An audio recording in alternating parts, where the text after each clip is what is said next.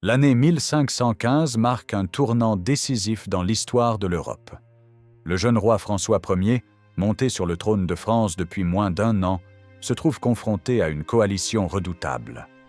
Les Suisses, alliés aux Milanais et soutenus par l'empereur Maximilien, menacent les ambitions françaises en Italie. La péninsule italienne, morcelée en cités-États et principautés rivales, représente un enjeu stratégique majeur pour les grandes puissances européennes. François Ier, âgé de seulement 21 ans, doit faire ses preuves en tant que souverain et chef de guerre. La bataille qui s'annonce près du petit village de Marignan, non loin de Milan, déterminera non seulement le contrôle de la Lombardie, mais aussi l'équilibre des forces en Europe pour les décennies à venir. François d'Angoulême devient roi de France le 1er janvier 1515 sous le nom de François Ier, succédant à son cousin Louis XII. Ce jeune souverain, d'une stature impressionnante et d'une énergie insatiable, incarne l'idéal de la Renaissance, mécène des arts et des lettres, guerrier courageux, homme cultivé et séducteur.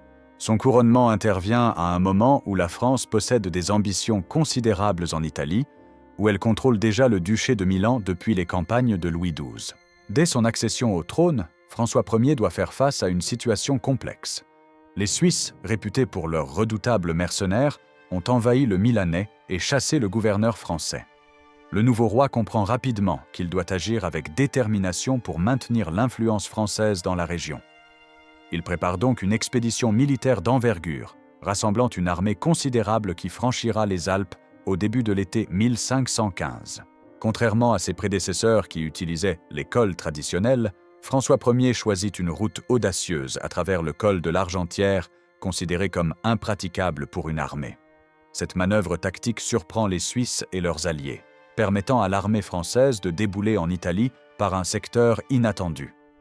Le 4 septembre 1515, les troupes françaises s'emparent de Milan sans combattre, les forces suisses ayant préféré se replier temporairement.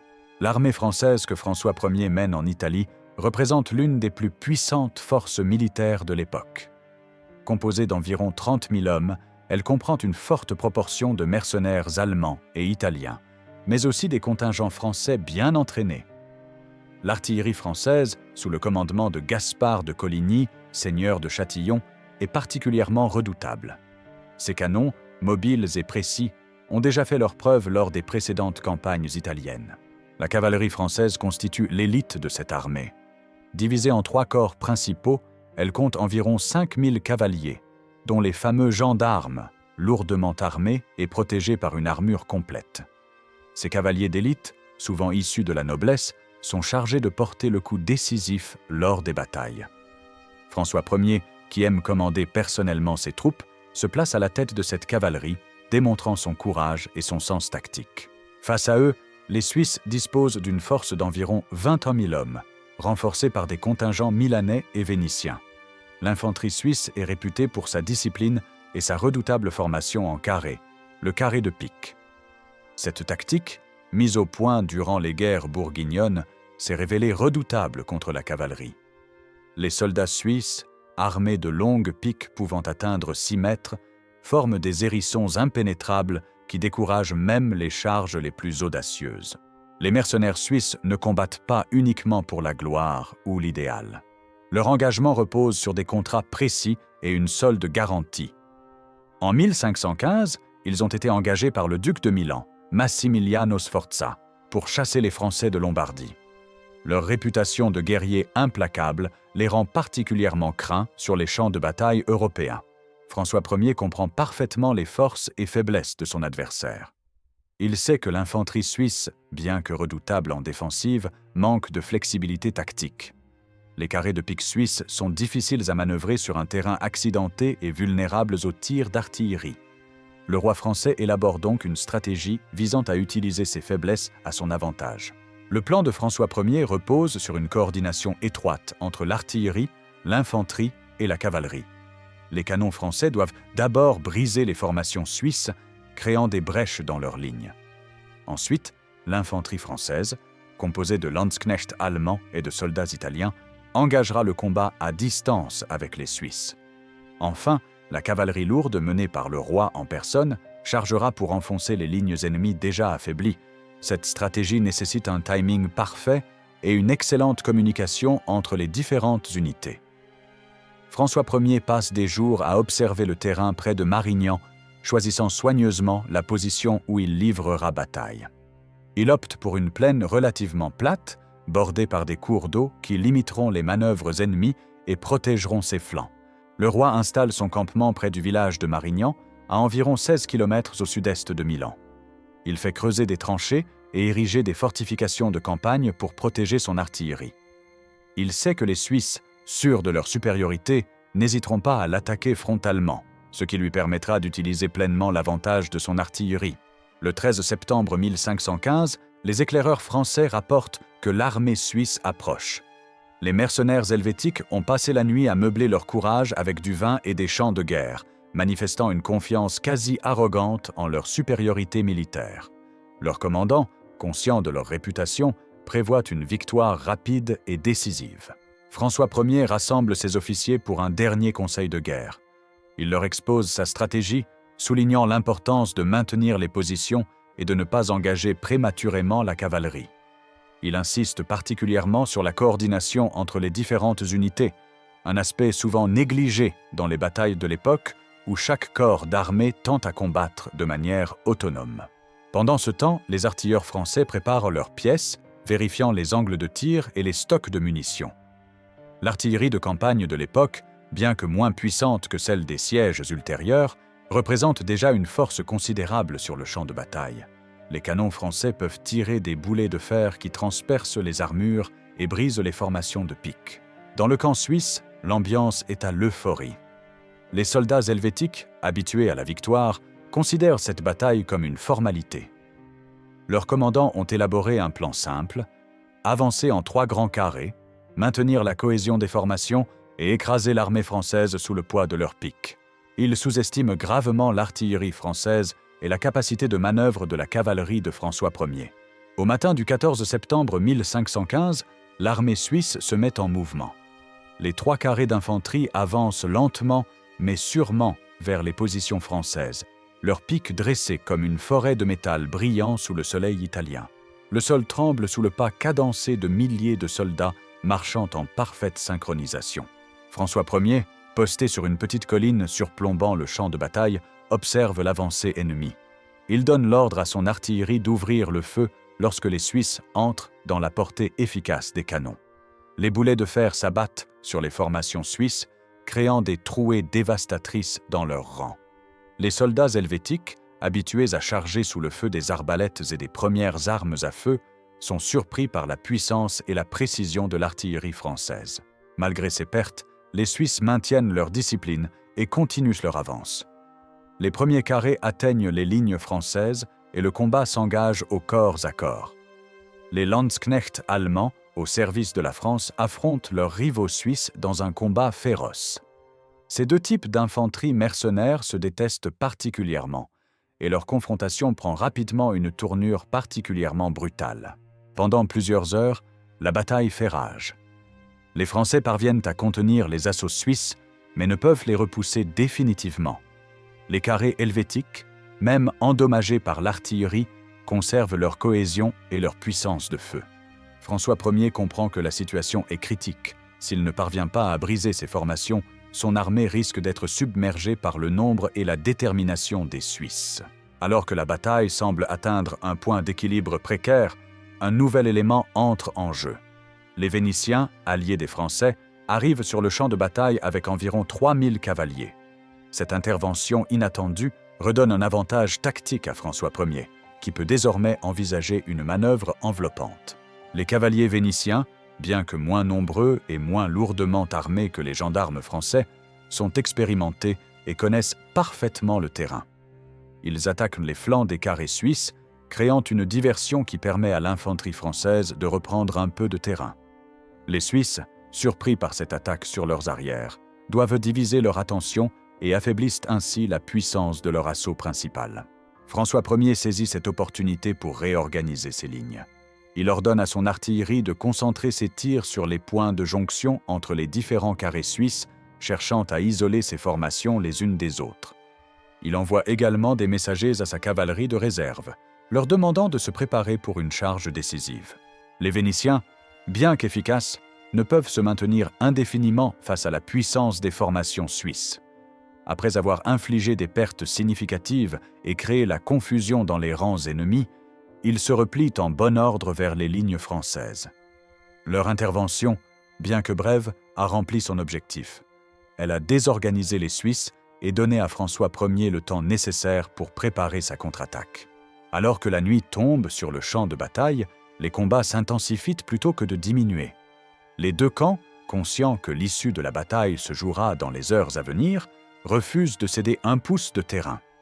Les soldats combattent à la lueur des torches et des premiers feux de camp, créant des scènes de chaos et de violence indescriptibles. François Ier utilise cette accalmie relative pour réorganiser ses forces. Il fait parvenir des renforts aux sections les plus menacées de son armée et réapprovisionne ses artilleurs en munitions.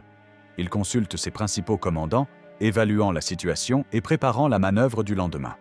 Le roi français ne dort que quelques heures, passant le reste de la nuit à inspecter ses troupes et à ajuster ses plans. Du côté suisse, l'ambiance est plus tendue. Les pertes de la journée ont été considérables et l'efficacité de l'artillerie française a surpris même les vétérans les plus expérimentés.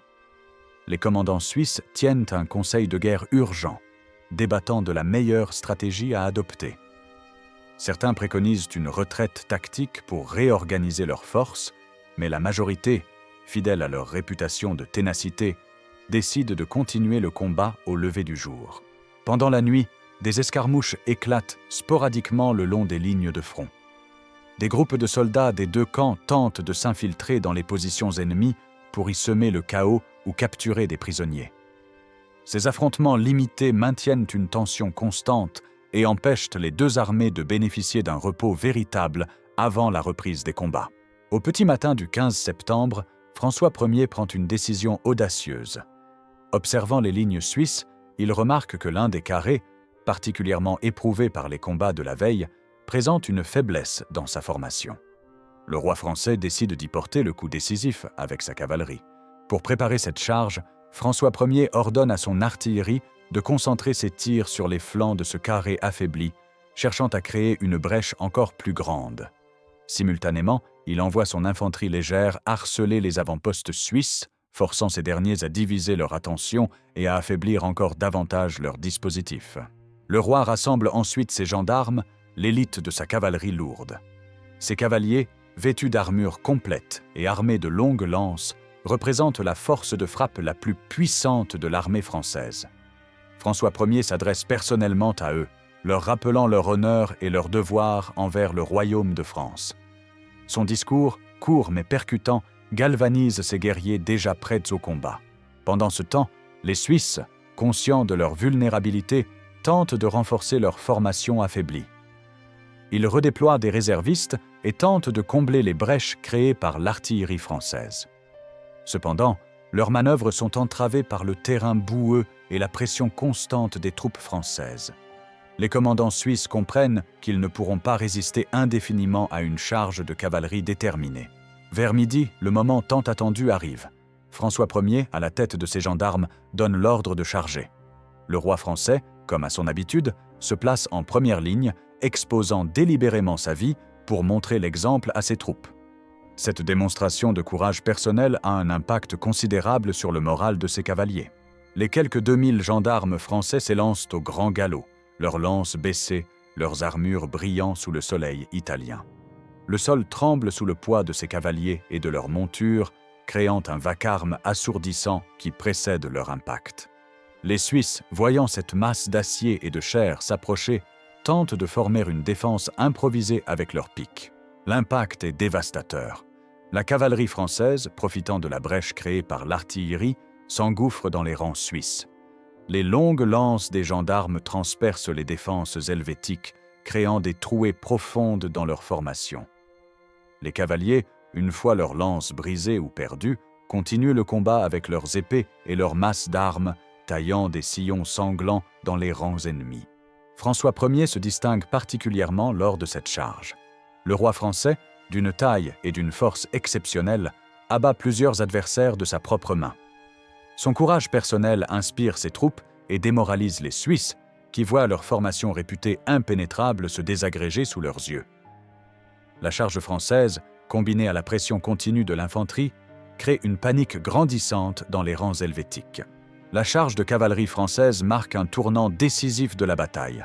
Le carré suisse visé par l'attaque commence à se désagréger sous le choc de l'impact. Les soldats helvétiques, habitués à résister aux charges de cavalerie grâce à leur formation compacte, se retrouvent désorganisés et vulnérables. Face à cet effondrement, les commandants suisses tentent de manœuvrer leurs deux autres carrés pour venir au secours de leurs camarades en difficulté. Cependant, ces mouvements sont entravés par le terrain et par la pression continue des troupes françaises. L'artillerie de François Ier ajuste ses tirs pour cibler ses renforts potentiels, infligeant des pertes supplémentaires et semant la confusion dans les rangs helvétiques. L'infanterie française, voyant la réussite de la charge de cavalerie, redouble d'efforts. Les Landsknechts allemands et les soldats italiens au service de la France pressent leur avantage, attaquant les flancs des carrés suisses encore intacts. Les combats deviennent particulièrement féroces, chaque camp sachant que l'issue de la bataille se joue dans ces moments cruciaux. Progressivement, la discipline suisse, réputée de fer, commence à céder sous la pression combinée de l'artillerie, de la cavalerie et de l'infanterie française. Des groupes de soldats helvétiques commencent à battre en retraite, puis c'est l'ensemble de la formation qui se désintègre. La bataille se transforme rapidement en une déroute générale, les Suisses fuyant devant l'avancée triomphante des troupes de François Ier. François Ier, voyant les Suisses en déroute, ordonne à sa cavalerie de les poursuivre sans relâche. Les gendarmes français, bien que fatigués par les combats de la journée, s'élancent à la poursuite des fuyards, taillant en pièces ceux qui tentent de résister. Le roi français participe personnellement à cette poursuite, démontrant une endurance et une énergie remarquables. Les pertes suisses pendant cette phase de la bataille sont considérables. Des milliers de soldats helvétiques sont tués ou capturés, tandis que d'autres parviennent à s'échapper en abandonnant armes et équipements. Les Français s'emparent de nombreux étendards et symboles des cantons suisses, des trophées de grande valeur symbolique qui seront exposés triomphalement à Paris. La victoire française est complète mais coûteuse. Les troupes de François Ier ont également subi des pertes importantes, particulièrement dans les rangs de l'infanterie qui a supporté le gros des combats. Le roi français ordonne que les blessés des deux camps soient soignés, démontrant une magnanimité qui contraste avec la brutalité des combats. Le soir du 15 septembre, François Ier installe son campement sur le champ de bataille, parmi les cadavres et les débris de la confrontation. Le roi français fait célébrer un office d'action de grâce pour la victoire, mais aussi des funérailles pour ses soldats tombés au combat. Cette double célébration reflète la nature complexe de la guerre, où triomphe et tragédie coexistent inévitablement. La victoire de Marignan a des répercussions immédiates et durables sur l'équilibre politique en Europe. François Ier, par cette victoire éclatante, affirme son autorité non seulement sur la France, mais aussi sur la scène internationale. Le roi français, jusque-là perçu comme un jeune souverain inexpérimenté, devient l'un des acteurs majeurs de la politique européenne. Le duché de Milan est solidement rétabli sous contrôle français. Massimiliano Sforza, le duc soutenu par les Suisses, est capturé et contraint de céder ses droits sur Milan à François Ier. La France renforce ainsi sa position en Italie du Nord, contrôlant un territoire stratégique qui lui sert de base pour ses ambitions ultérieures dans la péninsule. Les Suisses, humiliés par cette défaite, doivent reconsidérer leur politique militaire et diplomatique. Bien qu'ils continuent à fournir des mercenaires aux différentes puissances européennes, ils deviennent plus prudents dans leurs engagements et cherchent à préserver leur neutralité. La bataille de Marignan marque la fin de l'hégémonie militaire suisse en Europe et le début d'une période de repli relatif sur leurs propres affaires intérieures.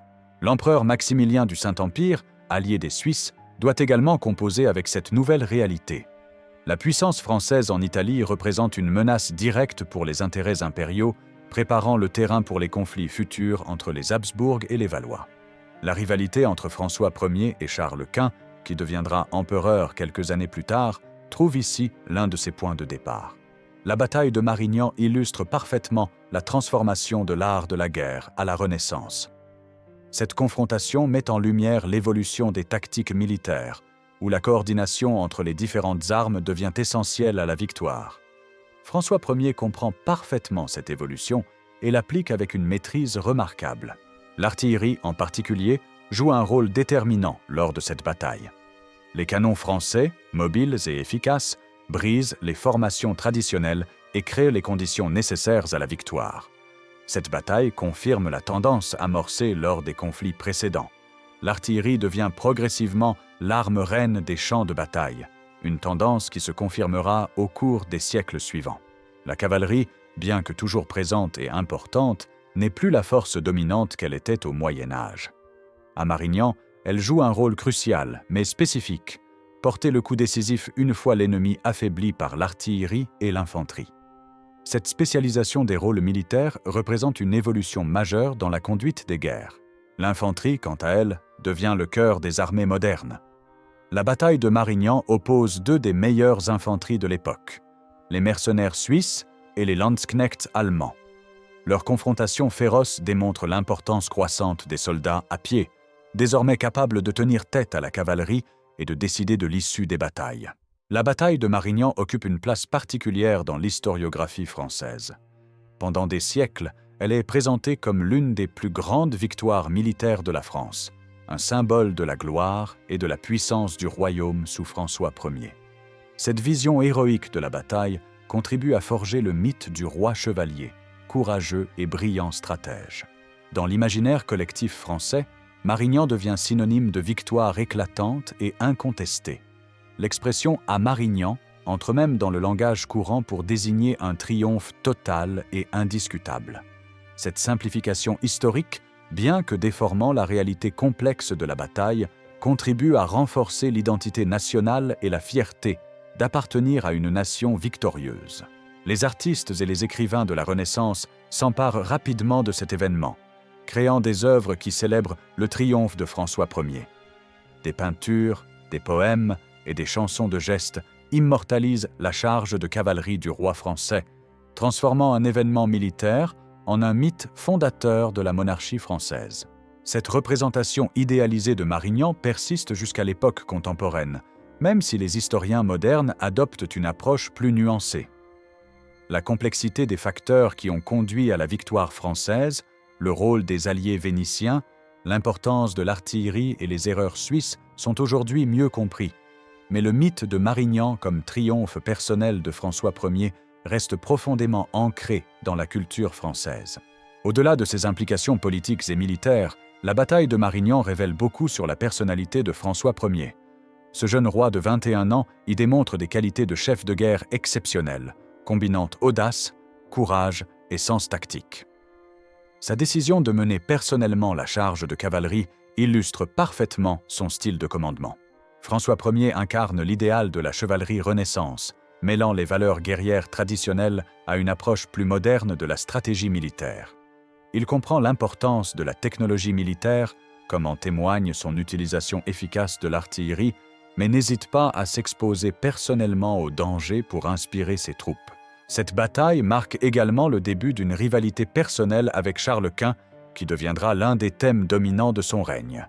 La victoire de Marignan établit François Ier comme un souverain de premier plan en Europe, capable de rivaliser avec les plus grandes puissances de son temps. Cette confiance acquise sur le champ de bataille influencera sa politique étrangère pour les décennies à venir. Sur le plan personnel, François Ier tire de cette victoire une légitimité considérable.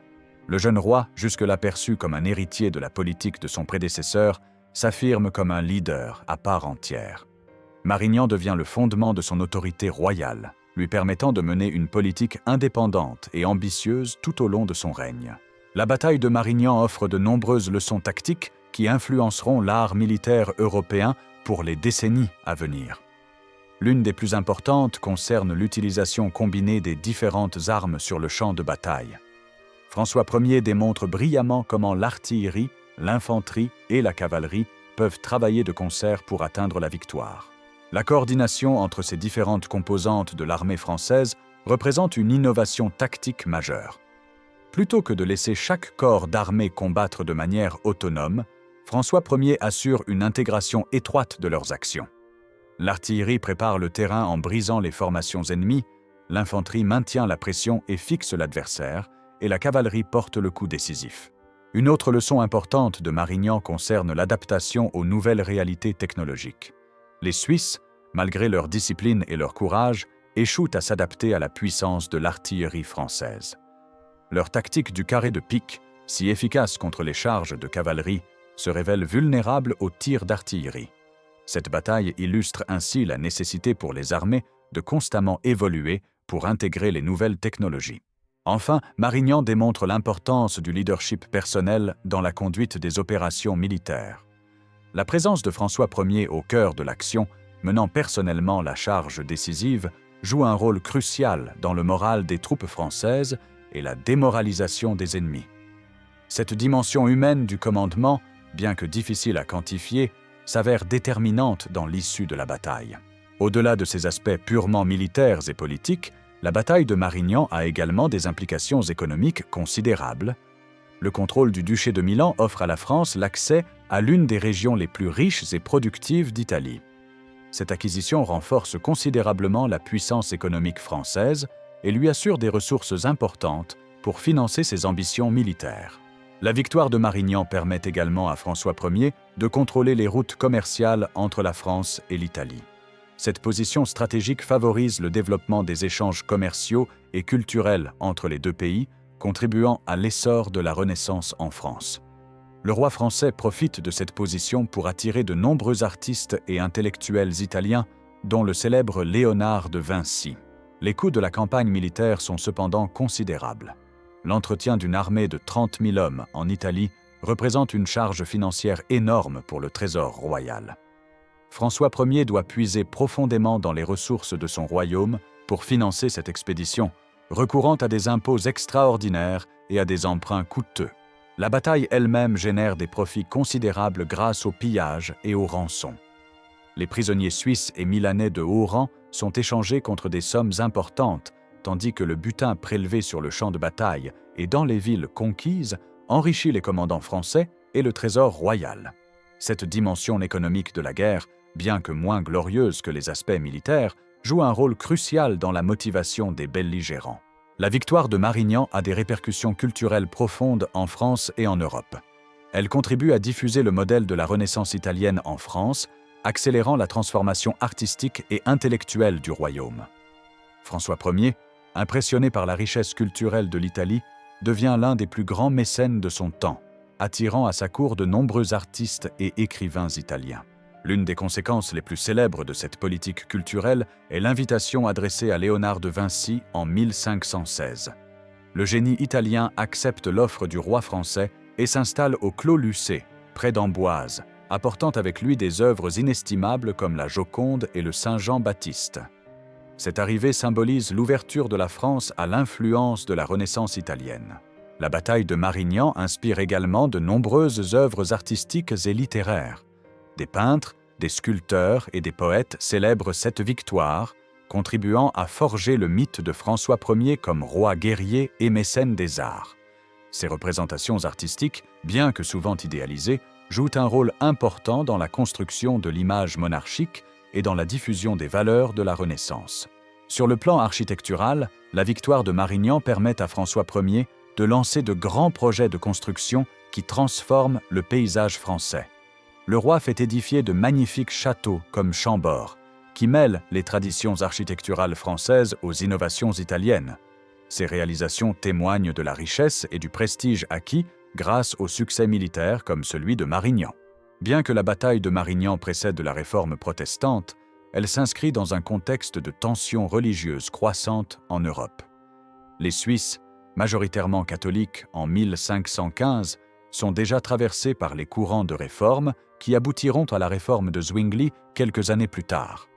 Cette dimension religieuse, bien que secondaire dans le conflit, influence néanmoins sa perception et son interprétation.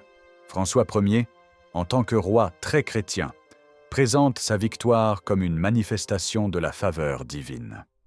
Le roi français fait célébrer des messes d'action de grâce dans tout le royaume et attribue son succès à la protection de Dieu et des saints. Cette dimension religieuse renforce la légitimité de son pouvoir et présente la victoire française comme juste et méritée. Les relations entre la France et la papauté sont également affectées par cette bataille. Le pape Léon X, initialement favorable aux Suisses, doit composer avec la nouvelle réalité politique créé par la victoire française. Il cherche à maintenir un équilibre entre les différentes puissances chrétiennes, tout en préservant les intérêts temporels de la papauté. Cette bataille s'inscrit également dans le contexte plus large des guerres entre chrétiens qui précèdent la confrontation avec l'Empire ottoman. Certains contemporains critiquent ces conflits entre nations chrétiennes, y voyant une distraction face à la menace turque grandissante. François Ier, conscient de cette critique, présente sa politique italienne comme un moyen de renforcer la chrétienté face à ses ennemis extérieurs. La bataille de Marignan laisse un héritage militaire durable qui influence l'art de la guerre européen pour les décennies à venir.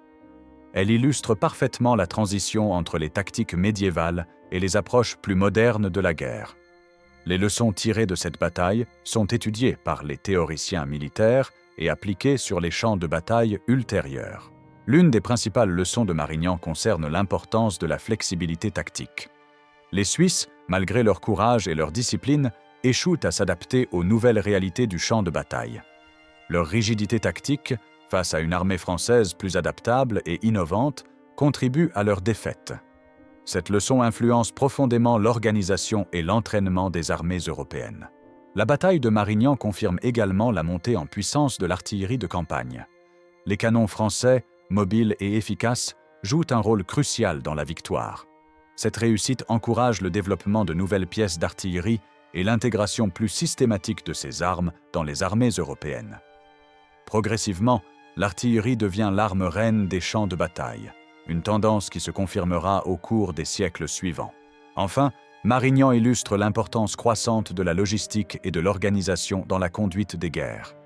La capacité de François Ier à maintenir une armée de 30 000 hommes en Italie, à la ravitailler et à la coordonner efficacement, représente une réalisation militaire remarquable pour l'époque. Cette dimension logistique, bien que moins glorieuse que les combats themselves, s'avère cruciale pour le succès des opérations militaires. 5 siècles après la bataille de Marignan, son écho résonne encore dans l'historiographie française et européenne. Cette confrontation, qui a opposé les ambitions françaises en Italie à la résistance suisse, représente bien plus qu'un simple événement militaire. Elle symbolise un tournant dans l'histoire de l'Europe, marquant la transition entre le Moyen Âge finissant et la Renaissance émergente. La charge de cavalerie de François Ier, qui a donné son titre à ce récit, incarne parfaitement l'esprit de cette époque de transition. Elle mêle le courage et l'audace de la chevalerie traditionnelle à une compréhension moderne de la stratégie militaire. Le roi français, en menant personnellement cette charge décisive, illustre la dimension humaine du commandement qui reste pertinente même à notre époque technologique. La bataille de Marignan a façonné l'identité nationale française, contribuant à forger le mythe d'une France glorieuse et victorieuse sous la conduite de monarques éclairés. Ce mythe, bien que nuancé par les historiens contemporains, continue d'influencer la perception collective de l'histoire française et la place du pays dans le concert des nations. Au-delà de ses implications nationales, Marignan représente un moment charnière dans l'histoire militaire européenne. Elle illustre la transformation de l'art de la guerre, où la technologie, la tactique et le leadership personnel se combinent pour déterminer l'issue des conflits. Les leçons tirées de cette bataille continuent d'inspirer les théoriciens militaires et les stratèges contemporains. En fin de compte, la bataille de Marignan nous rappelle que l'histoire est façonnée par des décisions humaines prises dans des moments critiques. La charge audacieuse de François Ier, la discipline des mercenaires suisses, l'efficacité de l'artillerie française. Tous ces éléments se combinent pour créer un événement qui dépasse la simple confrontation militaire pour devenir un tournant dans l'histoire de l'Europe.